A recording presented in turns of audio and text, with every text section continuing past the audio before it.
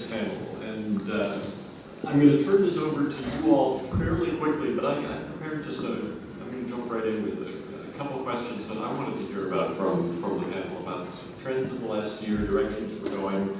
I want to start with some questions that are a little broader, a little more sort of general about the environment that's going on right now, and then we'll transition into some that are more specific about specific products. But we do get to hear a lot about specific products through the course of Duster Magic. So in some ways, it's good to start with the forest and then work our way down to these specific trees. I think with such a big panel, I'm not going to spend the time necessarily to introduce everyone. We all went around and introduced ourselves last night. We've all had chances to talk to people, and I think we'll use up the whole hour if we start introducing some. So let me just, I actually called this first, what's that? Yep.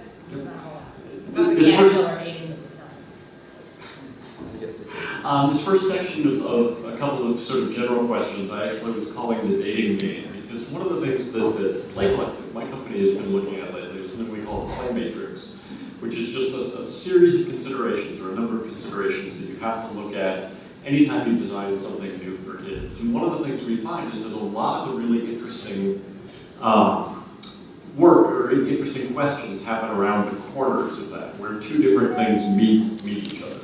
So I wanted to look at places where two things are coming together, and we've seen over the last years that those things are coming together in interesting ways. And just get the panel's reaction to these couplings that are going on and see where they stand for our panelists right now. I guess we can start just by going down the line doing this, but also I want you to interact with each other. I want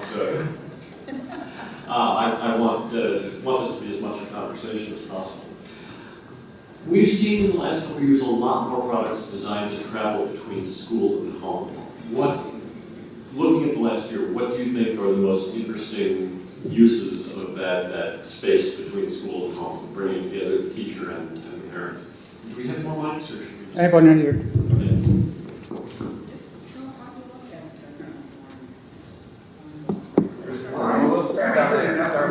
Anyone can start. I'm going to do this, all right? Just like a wedding. Okay. 1, 2. Just gonna do it with your card.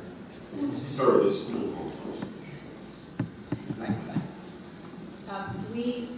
We see a lot, we talk a lot about bridging the classroom and the playroom.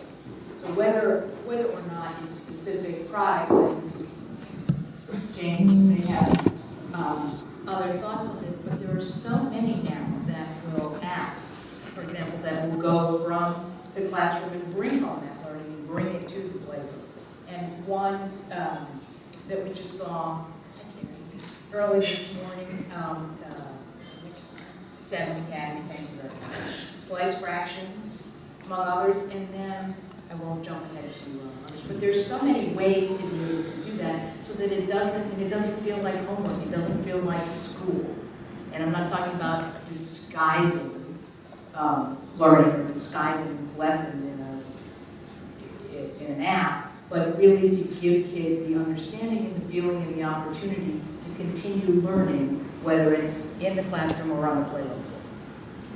And to add to that, we'll say that the world is our classroom now, and the tablet allows that, as well as Claire was saying, other products and other apps, that there's not necessarily the classroom and home. There's more, as Claire said, a bridge, but it's continued learning, whether it be through virtual worlds and collaborative learning across nations, or just between parents and the tablet and the teacher.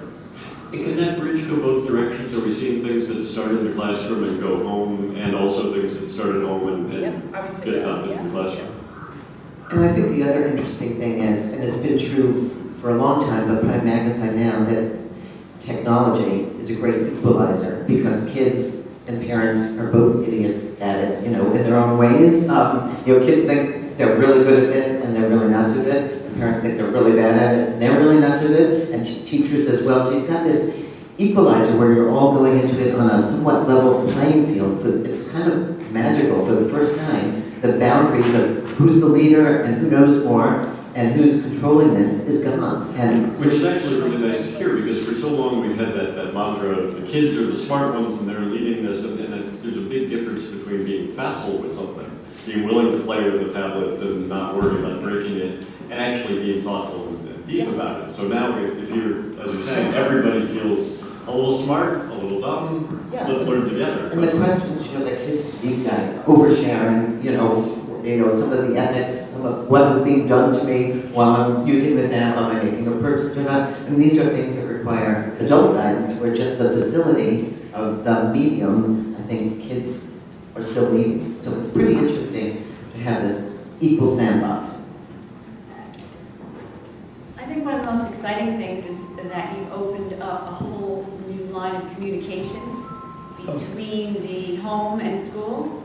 And it used to be your parent would be asking the child at dinner, so what'd you do at school today? And you always got that, nothing, or and a lot of parents maybe didn't know to ask a specific question in order to get an answer. But now with the iPad going back and forth, it just seems like there's a lot of great apps that can connect the kids with the parents. And it's almost like a great show and tell device to be able to, look what I did at school today. Did you feel like within that parents are wanting kind of assessment and monitoring, or they just want a little insight more into how their kids are spending their day and what engages their kids? Well, in my mind, I would want the parents to be more interested in what's engaging the kids and not necessarily so caring about the assessment piece, but you have to be realistic and say that it's going to go both ways. Anyone else on this? Boys turn. You really are. So my focus is more on the mass market and mass market toys and products. And what's fascinating to me is the way in which traditional toys can be used to reinforce what kids are learning. So that play with Barbie or play with a new line from Moose Toy called Shopkins is really about sorting and categorizing, which is really reinforcing what kids are learning in the school. Especially as parents are concerned about screen time, which we've been talking about. It's finding that dimensional play and certainly helping parents to understand that assessment, even though there are functionalities that do that, is not as important as giving the child the opportunity to process the information they're getting in school and express it in play. I can't follow that at all. Just say I bet you can. For me, the mobile device phenomena that you can put a great supercomputer in a child's pocket when they're on that bus ride, something that's connected, and the whole idea of the cloud, and the way I've seen my own daughters use the idea that they don't really think about storage. Everything's, they can get to stuff, and also now I'm a teacher at TCNJ, so I see how the students think about information. It's really interesting. This wave of students, who are now college seniors, really are the first, I call them connected natives, because when they were born, the first smart connected devices, smartphones, were invented. So they're the first generation to be concrete operational so their developmental level matched. So they grew up in an age, this is the first, they're college seniors now, they are the connected natives. And so we're starting to see that effect, and I think that's really powerful. And so now we can reach them every minute, and if they're intrinsically motivated and are interested in something, whether it's good or evil, they'll find it on this bus ride, on the playground, they can get the access, and that's really exciting to me. I haven't seen anything that's blown me out of the water yet in terms of connecting the classroom to the home and a teaching perspective, at least, in a very direct way. I think anecdotally, I know the app that I was involved with is used in the classroom, and kids will use it at home, but I haven't seen teachers do any sort of assessment with it or assignments with it and send it home to kids, just because the penetration is just not reliable. So I think that's when you pose a question about linking those two environments, I think we're still struggling with the penetration rates with the students, and the students. It might not be very practical yet, right? The opposite, so I'm looking at the Sphero here. So Sphero is really interesting because they developed it as a consumer product, and then all of a sudden had this demand from teachers saying, and actually it started internally. One guy said, can't this teach my kid geometry? and they wrote a little app. And the next thing they did was open up the API to the educational community, and now their curriculum materials being created. So I think it may be a little easier with some of the hardware coming out to invent curriculum in the school, and things that were intended to be consumer products are going to find their way into schools. I had Ozobot yesterday also. That's another great example of hardware that's curriculums being developed even though it was launched in the consumer market. Okay, I want to move on to another parent, but first, just one thing that sounds really encouraging about this is it sounds like we have moved past another sort of bad bit of common wisdom, which is that if something hints at all of school, that if the kids use it at school, they won't use it at home because that's school stuff. It sounds like we're moving past that, which is encouraging. Another dating game, digital, physical. The most interesting things you've seen coming recently, linking the digital world and the physical world. Number one thing I've seen is Anki Drive. If you haven't seen it, it's amazing. It is artificial intelligence, racing cars. It's a mat. It reads the mat. It's competitive. It's gorgeous, and it's probably the best thing I've seen this year in that vein. That's ANK. ANKI Drive. Yeah, it's really just awesome. I would say the moth band, and it's a physical, MOFF. MOFF, it's a physical wristband that works with your intake, maybe you can help. I'm still trying to figure out the magic of it. There's a magic to it, exactly. And the iPad or your tablet is the device that it communicates with, and it can turn into anything. If you want it to be a sword, it's a sword. And it makes the sounds of a sword, correct? The guy who demoed it at Digital Yeah. Kids was playing a full set of drums with it. Right, played a set of drums. It was With nothing amazing. in it. What was it called? Moth, MOFF. Bam. I can't cite specific things that have been produced yet, but I know that there's been discussion around apps that will push out creations through 3D printers, which I think is going to be a wonderful thing in probably a year of their penetration, deep into 3D printing, but it can be, I think, a wonderful extension of the digital experience. What do you see as the likely penetration path for 3D printers? Are we going to get the sort of Kinkos of 3D first and before they get into the home? Or Toys R Us, I guess, talked about having them in stores. I don't think it's going to go Kinko's first. I think it's going to libraries first, and then school libraries, and then into homes. And I think libraries quickly this year, and deeper penetration next year. Then I think the price points are going to drop significantly. I think it's going to be practical this year. And you can see a public library, small town public library today at 3 o'clock. We're going to take a bus ride to one. That's how strongly we believe in grounding this conversation. So you can kind of get a sniff of the culture of a library. You have a 3D printer? No, they don't. And then commercially, Can't afford it. Hasbro's done a thing that they've taken some Walmart stores where you can actually have your head scanned and put on a Marvel superhero. So they've managed to bring the price down at that because really all you're scanning is the head. There are other companies out there that you can design things and send them in and they'll be printed. The problem, of course, right now is simply the polymers and what they can make with it, and it's getting better and better. But that's the challenge right now. And the scanner, the 3D scanner has turned these things into replicators, basically, Yeah. which is just amazing because you don't have to start with the blank screen. You can start with, I call it mini-me, just scan it yourself, and it's just astounding. And the materials, you can print, at home to polymers, but you can send something to Shapeways and get back a piece of gold jewelry or silver or ceramic, which is amazing. So these shared, and I think it's going to open shared collaborative spaces for kids too, where a bunch of tools like 3D printers and die cutters, you'd almost like to see the new Chuck E. Cheese being a maker place. So, there we go. Gluten-free.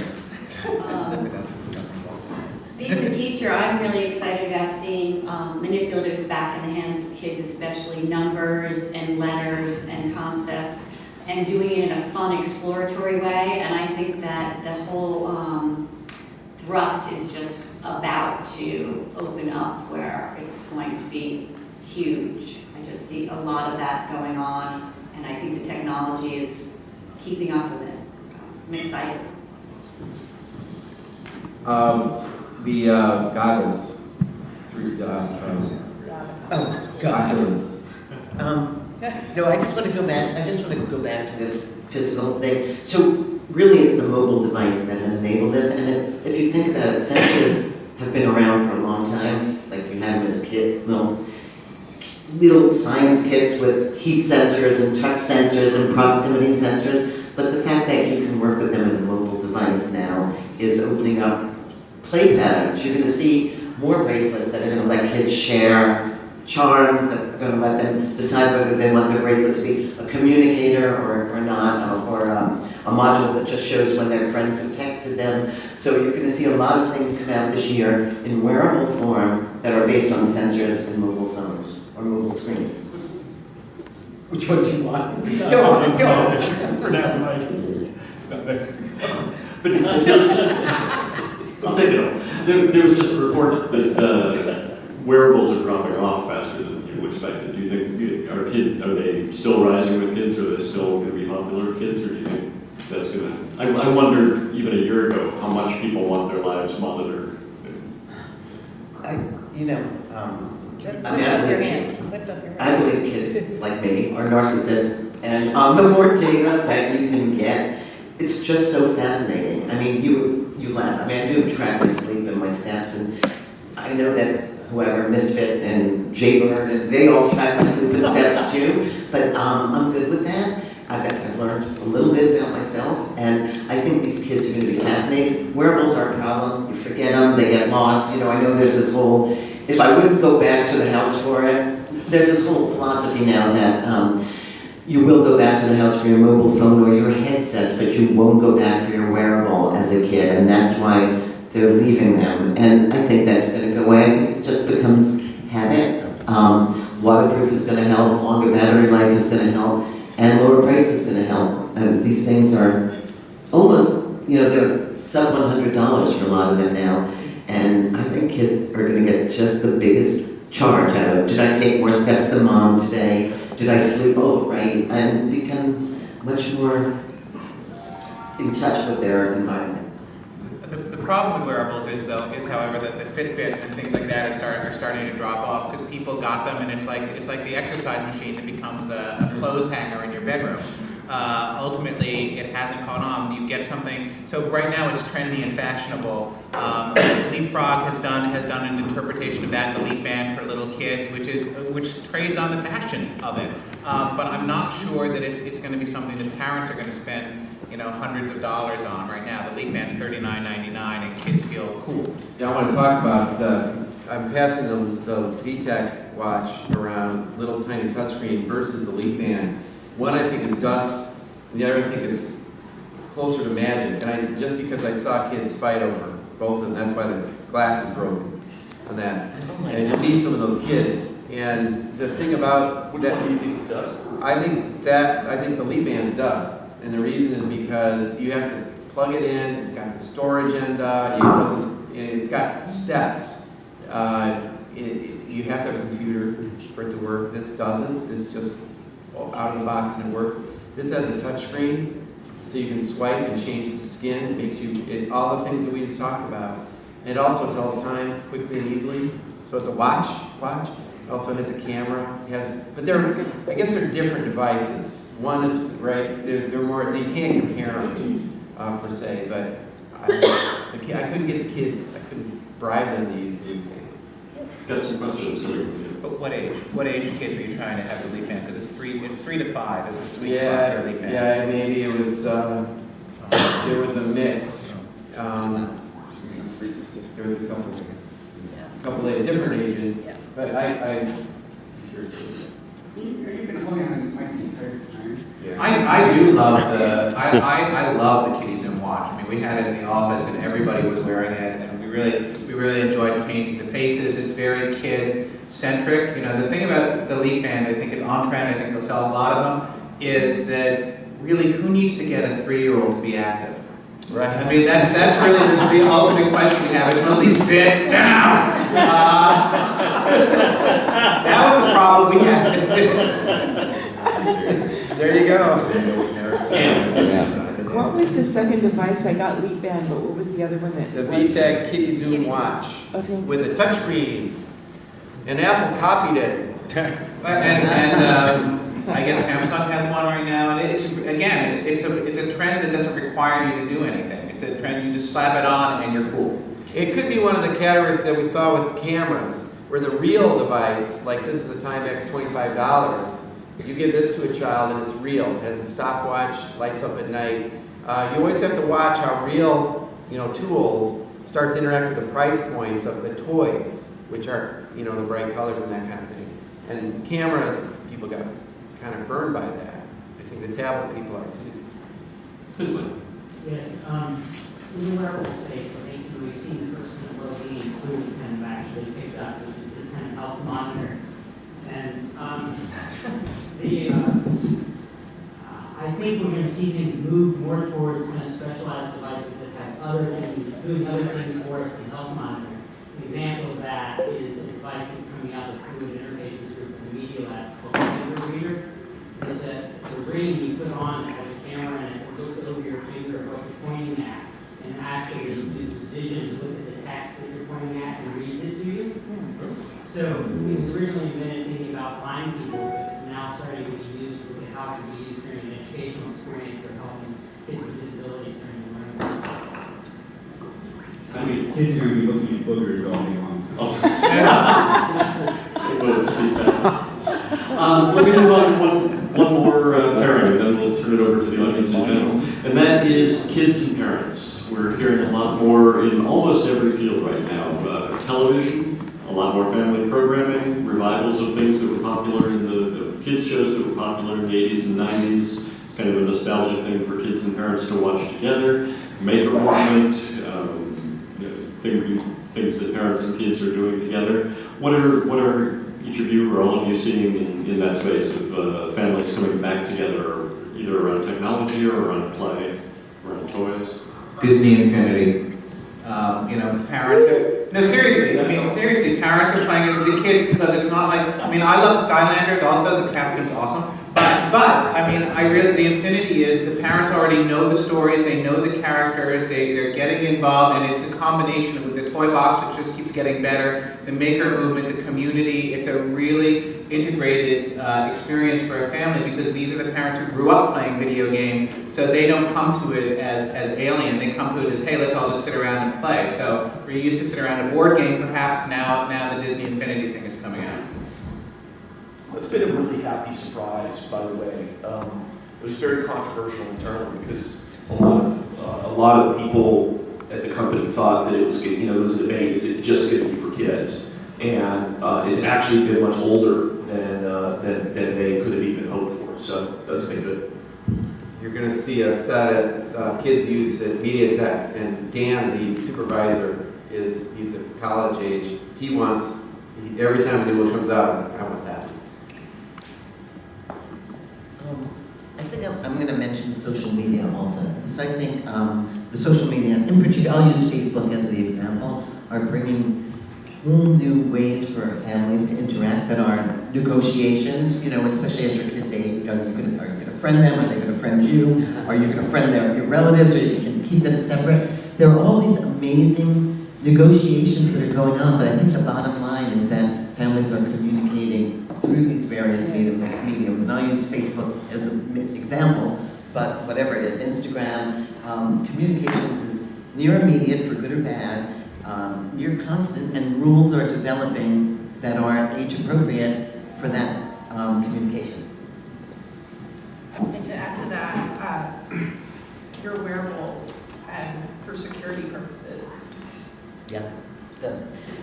There's AT&T has a band. There are a couple of companies coming out with wristbands just to track your kids. For young kids, I was in Nigeria last summer showing some wearables, and I was there the week that the 250 schoolgirls vanished. And I said, for $49 and a cell phone plan, this could have been avoided. I don't know if that's true or not, but I think we're you will see a bunch of those out by the holidays.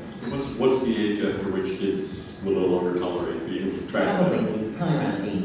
But there are some of them that are real dust. I mean, there's one, I don't remember the name right now, that we reviewed, that basically sends an alarm to your cell phone if your child goes out of range, which is 30 feet, which means when the Bluetooth disconnects, you're getting an alarm. And so it's not really, and they say, at the beach, well, what are you playing Flappy Birds and you can't see what your kid's doing 30 feet away? But it's funny, I use The one of leash is those, only 15 feet. and I use one of those with my mother, and I'm happy for the false alarms. I get like 400 false alarms every day, but it sort of works out. So it's going to beg a lot of questions, but again, the mobile carriers are looking for a way, they've sort of reached saturation to some degree, and they're looking for a way to upsell people on all sorts of services. Minding your kids, your parents, your dog. If anybody's put on a dog tracker on their dog, it's wild. You can check their heartbeat, their blood pressure, how many steps they've taken every day. And the biggest use for them turns out to be in like New York City, where you pay a dog walker, and you really want to know you got your half-hour dog walk in. You just put a monitor on the dog. Can you make a faux one for me to put on my cats? Well, and I was really kind of speaking to more of the fashion jewelry for young women to wear. Yeah. That's what I was thinking of. Oh, yeah. David, before we go to the next topic, I'd like to just ask, since we have people from the media on this panel, how do you communicate with the media, or how do you write a press release? And Bob had a pitch sent to him that he saw, and I was just wondering if you just talk about that. But the question is, how do you write a press release and how do you communicate with somebody who's hyper busy? Robin, you've talked about this. What's the best way? What's the worst way? And did you want to share that email that you had? Great question, and while they answer that, start getting your questions ready as well, and let's make Darren run. This was a press release that actually got picked up, and really people ran with this. It really worked. Yeah, I don't know, and it was just so genuine and authentic. The voice, let's see, the headline, the title of the email is regarding a goat simulator is now out on iOS and Android, and then in all caps, we actually got it to work. Which usually we're just inundated with pitches that are. I don't know. And this one somehow caught your eye. And I was like, that's so self-effacing. You never see that in a press release, but it's genuine and real. And I opened that thing immediately. And you kept reading. And I kept reading, and the rest of it was in it just a voice that was real to me, not somebody who was just a polished PR person. And I forwarded to 3 different people, and I'm sure that they Goat Simulator. There you go. Goat Simulator. We actually got it to work. Too. That was the press release. Close your lawn. Goats. Anything with a goat, you win. Anyway, so something with a real, authentic, true voice, not coming with a hardcore PR polished pitch. I'm going to listen to because that's real. I don't know how you guys. I think you're right. So I've been doing this experiment. For those of you that haven't seen these are not Google Glass, but they're called faux glass. They're fake. This is not a pitch. And the press release, I thought about this. Now, all of a sudden, I did it for a couple of reasons. One is to learn about Indiegogo and crowdfunding, which is a miserable experience, but I'm happy to share that. Another one was to actually manufacture something and learn about manufacturing. And the third was sort of to figure out what works in PR. And so this PR release I sent out was a story. It said, I spent $1,500 of my own money on Google Glass, and I feel so ripped off. So for $20, you can have the same experience of people thinking you look great, only you can have my language. And I made up a language called faux, and it has commands like, what the faux is the search function, where the faux is the GPS function. So and you can put your command and your photo on the wall of faux. It's worked only with moderate success, but to Bob's point, I think to do anything these days that's successful in PR, you need the personal touch connection in what you do. Question? I'm sure some of the other CEOs or CMOs in the audience are interested in we have people who work on PR for us. And I'm always tempted to write it myself and send it myself, and I'm always told not to, so could some of the media comment on that? You know, well, I don't know. Yes. It's on. You know your product better than anybody else, and and we call, in our office, we call inept PR people Courtneys. Courtneys. Because we got a press release. Everybody in the office got this press release that said, we know everyone at TTPM would love our gourmet popcorn. We'd love to send you a sample. So this is a person who'd never seen our site, who didn't know what we covered, and it was just on Courtney with no other contact information. So now it's like, hey, I got another email from Courtney today in our office. So it's knowing your product, knowing your target, and I definitely think, I would rather talk to you than to your PR person. Yeah. Quite frankly. But you can't do everything. Right. So I call it, my PR firm writes the releases, and then I say, let me Robinize them. That's the word we use. Oh, yeah. So they do the stuff and they're very good at it, and they save me from myself many times. But then I do say, I would never use that word. I'm very careful about the quotes, and those are the things that I put in. I always get, if I wrote the press release, you definitely would be there the wrong day, for the wrong phrase, at the wrong time. Love to hear the same from Claire and Jayne also about, you must be inundated with product and apps and things like that. Everything's so flooded these days. I would echo what Chris says, know your audience. Don't send us a press release about diaper containers. Don't say, oh, I just found out about you. We've been around since 1978.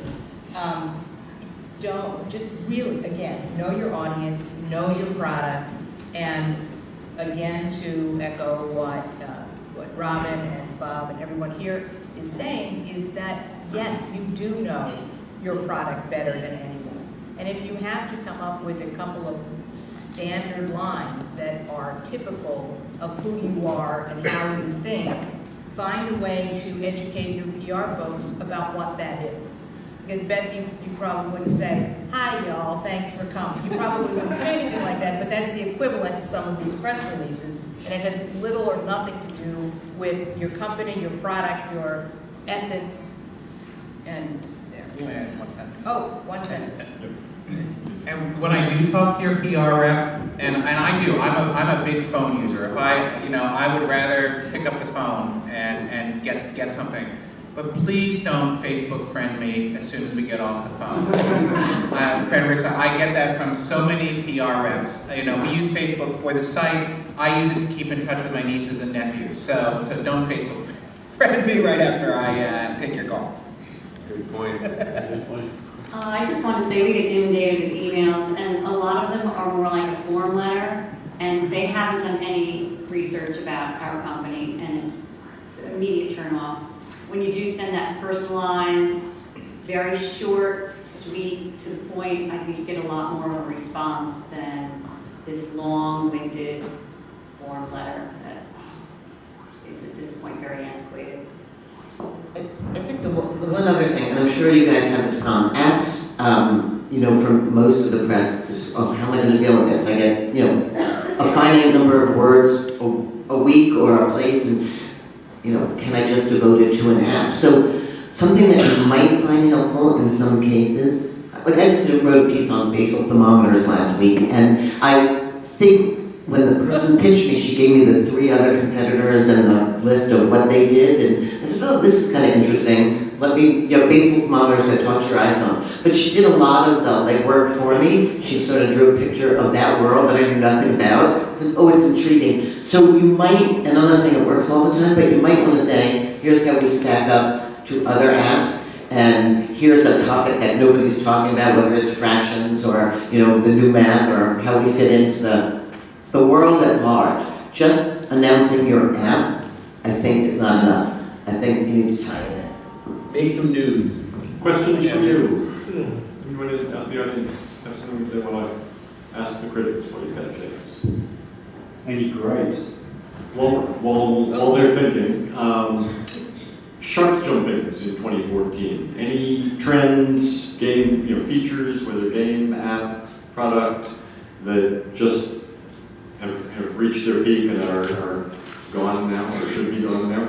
Well, I think that the Me Too products that come out, you have Mattel having a huge success with Monster High, following up that with Ever After High, and every other fairy tale doll. There were about 8 of them introduced last year, and none of them really did a lot at all. And the thing is, when you do what somebody else did, trying to rely on their marketing and success to pull you along to a certain level of sales, that's not a sustainable business strategy. I think there's going to be a maker meltdown. Because all these people can take basically a kit and put it in a box and sell it for $19.95. I've seen several of those. And good business model, but don't forget the power of the box that it came in. And people are forgetting the real thing is about active learning and that kind of thing. And so there's a lot of people getting into that space that I think there'll be some fallout in terms of the real options, things that empower the child and the others, and to sort of turn them into assemblers. Is Me Too as common in the digital space as it is in the physical and in the app world? Are you seeing mimicry? Seen that in 10 different apps? Oh yeah, like crazy. How many ways can you say alphabet? Innovation is probably the number one newsmaker way to do something different. Really do something, push the boundary. If you can be on the front edge of something, it's just so much more powerful. So give me an example from the past year of one that just really surprised you, whether it's a touch feature, whether it's an approach to pedagogy, whether it's something visual. What really hit you this year? Well, the original in our space is Toca Boca, and I think they're the most imitated. And I see that start button, I saw that first, and it's kind of fun to see that move through. There's a lot of ways to do a start button, but that would be an example of somebody who gets imitated a lot because it works. And I think that's a real compliment to their design. The bubble that I showed kind of blew me away just because it was so overtly responsive. I didn't know the iMac could be that crisp and responsive and powerful. Almost to an extent I started to worry, this is going to blow some kid's mind, right? It really is powerful. But there's quite a few. Slice fractions. Slice fractions, yeah, that was really a surprise. That was really fun to see. I was saying this with the Apple team, it's like, I'm really jealous of their jobs because they get to look at a lot of new apps, and that's what keeps me interested. Is every day is like a box of chocolate. I get to look at apps and say, wow, this one's amazing, and it never gets old. So being innovative, having that spark of power is really great. For others, biggest mind blower? I think sometimes the simple is the better, and I just wanted to give a shout out to Shiny Things because they just came up with a very simple, use your finger to draw the number, and the kids in the classroom went wild. The best part about it was there was no pace. You didn't have to wait. It was just as quick as you could write, you keep going. So that was one of the ones that I think really was a standout. Simple is good, yes. I think Ozma is a great product where there's a tactile, tangible play and the use of the camera for the tablet. And I think the use of the device as a remote control, as Anki Drive is one example that's been elegant. Sphero's gotten better. When Sphero first came out, it was really challenging and very frustrating for kids to use because it was hard to control because you just touch it and it goes off. So I think that it's getting better. MIP from WowWee does that really well with their robot. And again, this is as they get, unfortunately, they get more expensive as they get more detailed. But that lack of frustration is growing, I think. Yeah, and I know Lauren showed the tape this morning, and it's only available on Xbox, but Disney's Fantasia, letting you conduct with your body is just the way cool is, and it's a beautiful execution. Game consoles, that's a whole nother question. I think they're in big trouble. I can't believe we've made it this far and nobody's talked about, what's it called, Gamergate? And if you don't know about Gamergate, you should, because it's sort of like the Apple PC wars. Every couple of years, the discussion comes up about female gender in video games, and it's there right now, out in the open, waiting to be addressed. So let's come back to it in just a minute. One thing that really jumped out at me this year was an app called Two Fingers But Only One Brain, where you're playing on a screen and literally the screen is split into two, and there are two different puzzles going on simultaneously. You have to. It's a perfect kind of idea for this generation of kids. Yeah. It is the perfect expression of multitasking and playing games at the same time. So I think it's going to turn into. I think it's going to be copied a lot. I think it's going to be extended. What age range do they suggest? They say, let's see, you guys might even know this off the top. It's 4+, but it's. I've seen young teens playing it. Who's the guy? teens. I was going to say. Carlos, somebody. Yes. Can you pronounce that again? Fajardo. Fajardo. Carlos. Two fingers, but only one brain. Then another one, I think Amazon's free time is one of the only corporate entities, that and Google, that can give Apple a run for its money. I've been rooting for somebody to give Apple some decent competition. I mean, it's the kids win in the end. And so, have you seen the new Kindle Fire for Kids HD? No. Yes, you have, because it's right here, ladies and G's. You got it. You can play with it tonight, and this has free time on it, and you can decide for yourself. What I think you'll learn is it's a very different device. You can't compare this with an iPad, but I want you to put this next to an iPad mini. Compare responsivity, just try to be a kid, try to break it. And this is really critical because it means that somebody's getting into the kid's space in a serious way, and that free time idea, that buffet of media, answers a lot of problems for parents, a lot of questions for parents. So this is going to shape the space. Hopefully we're positive. I think it's $130 for the small one. This is the small one. And then there's a larger one. So this is right here, along with Osmo, along with all these guys. Sphero. How did you get this again? Nice.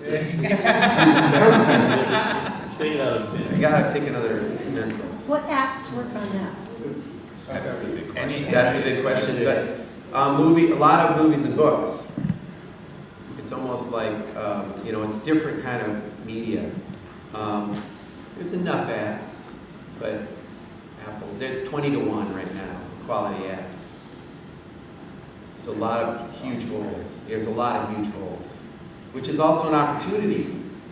You got to look at things different. But not free time unlimited. Do you guys know? What's that? The difference between free time unlimited and free time? Probably good So to free know time about. unlimited for those developers. Repeat the question. So I was just making sure people understood the difference between free time unlimited and free time.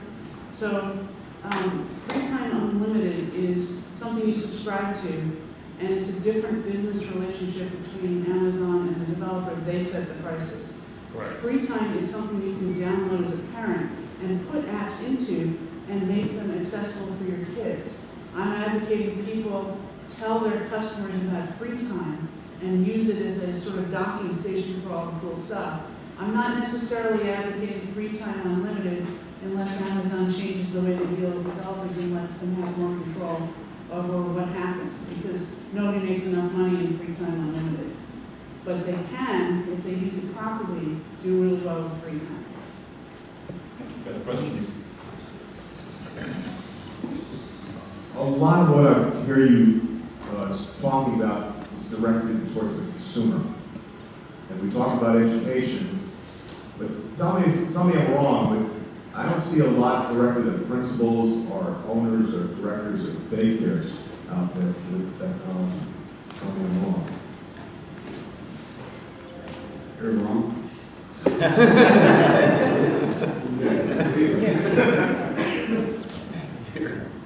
I think most of the, oh, it's off again. I I think most of the product is directed towards consumers, and that's where people are hoping to make their money. There are things, and there's a site called Free Technology for Teachers that does a lot with technology designed to principals. And in full disclosure, it's run by my nephew. But I think that the most of the money is to be made in selling apps or hard goods to the consumer. So I think that that's where a lot of the emphasis and development has gone. Chip, can I put you on the spot with that one? What is the sort of access point for early learning? Is it the principal, the child care center operator? Is it the individual teacher? Yeah, I think it's still the individual teacher, where our pitch to the administrators and principals would be about professional development that their teachers need to use these tools wisely. And that doesn't mean that we don't think they have pedagogical influence on all this, but it tends to be the one teacher who brings their own iPad with some things and starts to share in the classroom. So it's pretty organic, but it's starting, so it isn't the top down. And actually, we're finding some directors are concerned about their own lack of knowledge of the digital age, so they really don't even want to have the conversation. We're doing a program in Chicago right now with elementary school teachers in the Catholic schools, and the principals are invited into the community of practice, they're invited to the webinars, they're invited to all of the information, and they are not coming. So I think that, that we've got a challenge here about connecting with that. That's exactly what I do. You offer free cookies? No cookies online. Yep. I think the biggest problem with schools is that everything has to go through a purchase order. So that's why you're getting the teachers bringing in the apps, and it's very difficult to get your app into a school because schools are notoriously bureaucratic and slow, and that's very unfortunate. I think it's one of the real downsides that we have this wonderful technology that the teachers don't know how to use, and therefore the kids suffer that they may have an iPad initiative in their school, but they're not using them correctly or even close to the power of it. David, one trend we're seeing in Chicago is a new role, not the IT person in the school, but the digital media person in the school, who's the go-between and who's really in charge of professional development and applications. I'm thinking of Brian Curley, who many of us know. So I think this is a role that we're going to start to see emerging, and a recognition that somebody needs to kind of have their eyes on how all this is working in classrooms, so that teachers can get on and teach it and principals can do what they do. Thank you. Good. One more. You alluded to earlier how you'd love to see more innovation, more interesting new things. But I'm also interested to know, in terms of content, what do you think you and your readers would like to see more of in terms of more math apps, more science apps, more literacy apps, problem solving? What kinds of content areas do you think are really hot right now? I just want to address the two-bit curriculum. The two-bit curriculum is that when you take a concept, like how many fifth graders do you know that don't know their letters, colors, numbers, and shapes? They're going to get that knowledge. Trust me. Because we don't really need to spend energy when they're 3, 4, and 5 on letters, colors, numbers, and shapes. Larry Schweinhardt at high school called it the two-bit curriculum. If I have to review another app that has to do with letters, colors, numbers, and shapes, I'm going to kill myself. We just don't need anymore. Well, if you're going to do it really well or innovatively. But kids will get that anyways. Use their time to do something different. I'm interested in content knowledge that takes them to places, lets them explore worlds that they wouldn't normally explore. It's a portal to another place. I showed the one that hooks Google Maps into real events. It's an alphabet book, but it's A or D is for the, or L is for the Little Mermaid, and then it shows where it is. So that's what I'm looking for. I agree with Warren. If I have my 3 words, they're always explore, experience, and express. And those are the things that I think any good toy really gives you. And I'd like to see more problem solving, more deductive reasoning, more things that, don't worry about the ABCs and 1, 2, 3s. They're, as Warren says, they're irrelevant to the youngest kids anyhow. go read hard times. We don't want to cram kids with facts so much, because we want to give them a chance to express themselves. I would ditto that, Chris, as far as the exploratory experience. And I just left a position where I was teaching 5th, 6th, 7th, and 8th grade, and there's not a lot of exploratory, fun, exciting apps in any content area in the upper levels. Very few, very few. Do you think that many app developers are concentrating on preschool, and then we move to teen, and we leave out this whole, the middle school notion, or we leave out a big swath of kids that are so ready and hungry to devour this, but we need to give them something that's too young for them, or it's too old for them? It's repeating what we've done with television. Yeah, We've got great preschool educational television, right. and then we abandon It just falls off. Case in point, one of my favorites is the orchestra from Touch Press, and the fact that, because I love music and I love playing in a group when you can actually be in the middle of it. It's some experience, it's wonderful, and this actually lets you touch the orchestra from a top-down map, and you can hear what the tuba's hear. And you can move over and hear what the timpani hears, and you just wait, and they don't play very much. So, but you get that real sense. And so this idea of what you can figure into, I think Touch Press is a role model.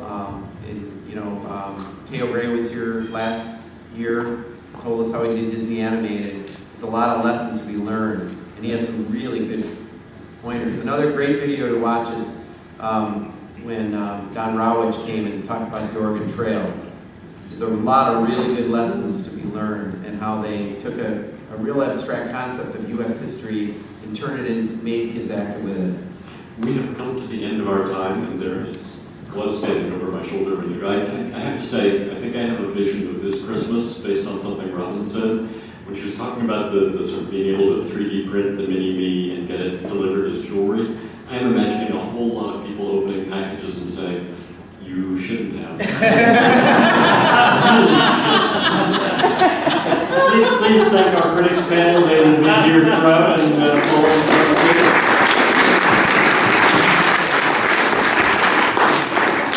And how about that